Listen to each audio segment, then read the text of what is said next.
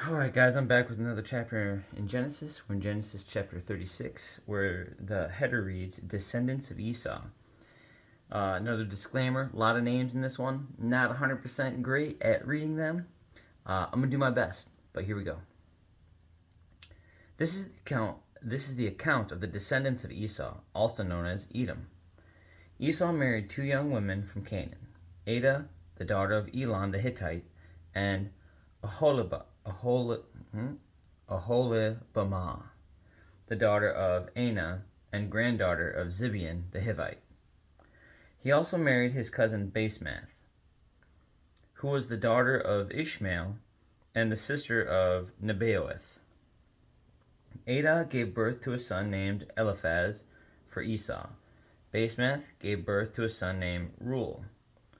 Oholibamah gave birth to sons named that's Jeush, Jeush, Jalam, and Korah.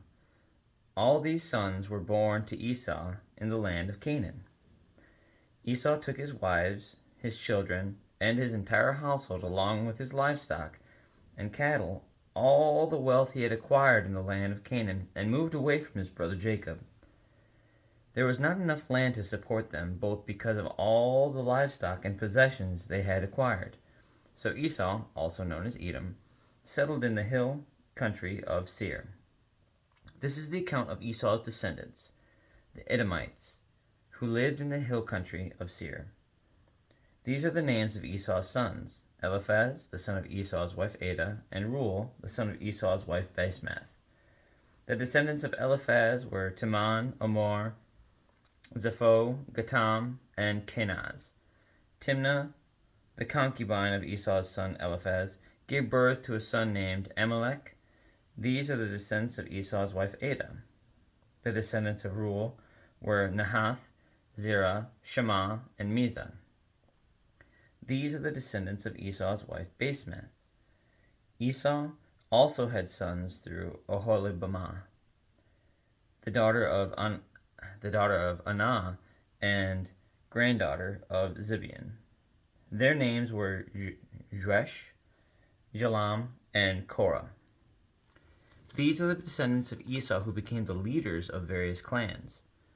The descendants of Esau's oldest son, Eliphaz, became the leaders of the clans of Teman, Omar, Zepho, Kenaz, Korah, Gatam, and Amalek.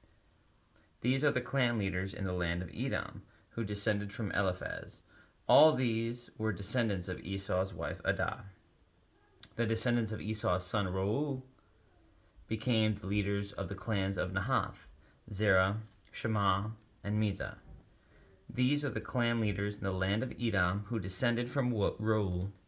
All these were descendants of Esau's wife Basemath.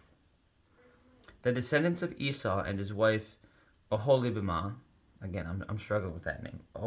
Oholibamah, yeah, I'm going to go with that, became the leaders of the clans of Jeush, Jalam, and Korah. These are the clan leaders who descended from Esau's wife Oholibamah, the daughter of Anah. These are the clans descended from Esau, also known as Edom, identified by their clan leaders. Original peoples of Edom. These are the names of the tribes that descended from Seir the Horite. They lived in the land of Edom: Lotan, Shabal, Zibeon, Anah, Dishan, Ezer, and Dishan. These were the Horite clan leaders, the descendants of Seir, who lived in the land of Edom. The descendants of Lotan were Hori and Himam. Lotan's sister was named Timnah. The descendants of Shabal were Alvan, Menahath, Ebal, Shepho, and Anam. The descendants of Zibeon were Aya and Anah. This is the Anah who discovered the hot springs in the wilderness while he was grazing his father's donkeys. The descendants of Anah were his son Dishan and his daughter Oholibamah. The descendants of Dishan were Hemdan, Eshban, Ithran, and Karan. The descendants of Ezer were Bilhan, Zavan, and Akan. The descendants of Dishan were Uz and Aran. So these were the leaders of the Horite clans: Lotan, Shabal, Zibeon, Anah, Dishan, Ezer, and Dishan. The Horite clans are named after their clan leaders who lived in the land of Seir. Rulers of Edom. These are the kings who ruled in the land of Edom, before any king ruled over the Israelites. Bela, son of Beor, who ruled in Edom from his city of Dinhabah. When Bela died, Jobab, son of Zerah, from Bozrah, became king in his place. When Jobab died, Husham, from the land of the Temanites, became king in his place. When Husham died, Hadad, son of Bedad, became king in his place and ruled from the city of Avith. He was the one who defeated the Midianites in the land of Moab. When Hadad died, Samlah, from the city of Masrekah, became king in his place. When Samlah died, Shaul, from the city of Rehoboth on the river, became king in his place. When Shaul died, Baal-Hanan, son of Akbar, became king in his place. When Baal-Hanan, son of Akbar, died, Hadad became the king in his place and ruled from the city of Pau. His wife was Mehetabel, the daughter of Matred and granddaughter of Mezahab. These are the names of the leaders of the clans descended from Esau, who lived in the places named from them: Timnah, Alva, Jeheth, Oholabamah, Elah, Pinan, Kenaz, Teman, Mibzar, Magdiel, and Iram.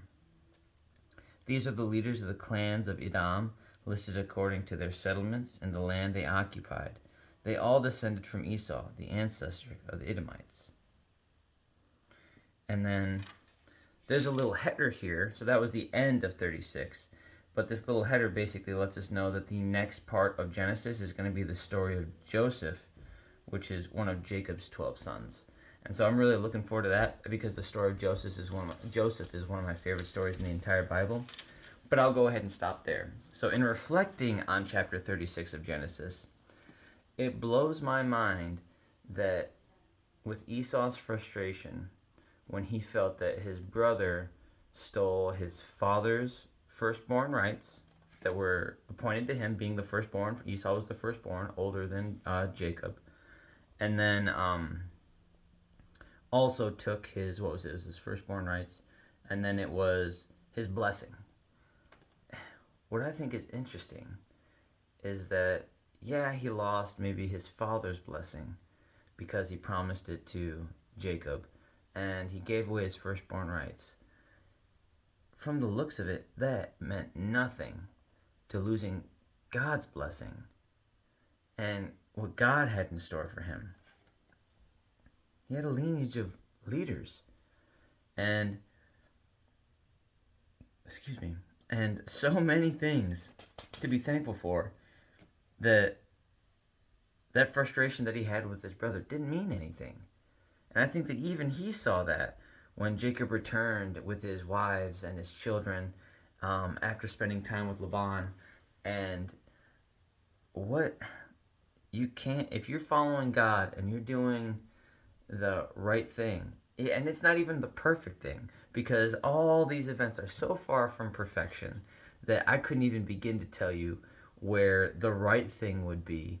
And, outside of being humble in certain cases and being respectful and, putting others before yourself, there's so much killing and murder and taking multiple wives and greed and gluttony and all these things.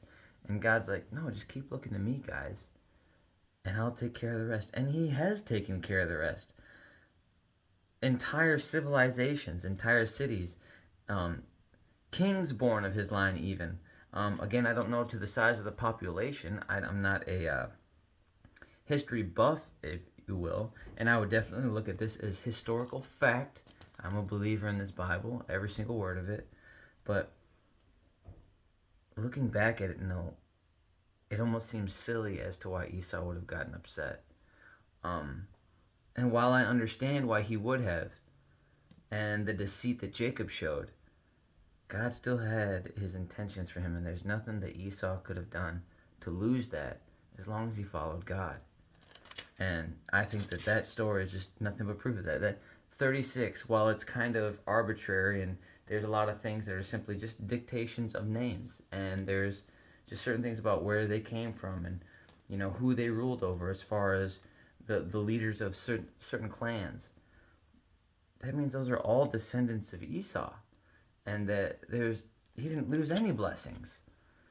So I like that. That's just more confirmation and affirmation for me that if you keep looking to God, regardless of how you view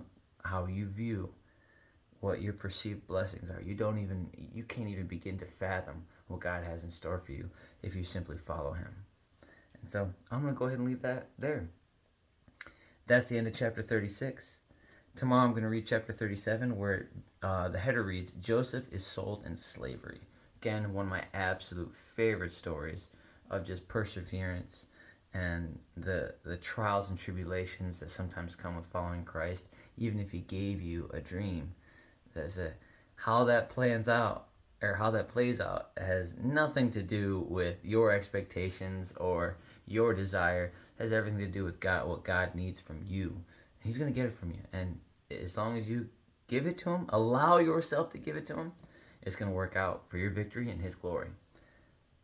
So being that as it may, have a good night. God bless. I love you. Jesus loves you. And I'll be back to read chapter 37 in Genesis tomorrow. Have a good night and God bless, guys. See ya.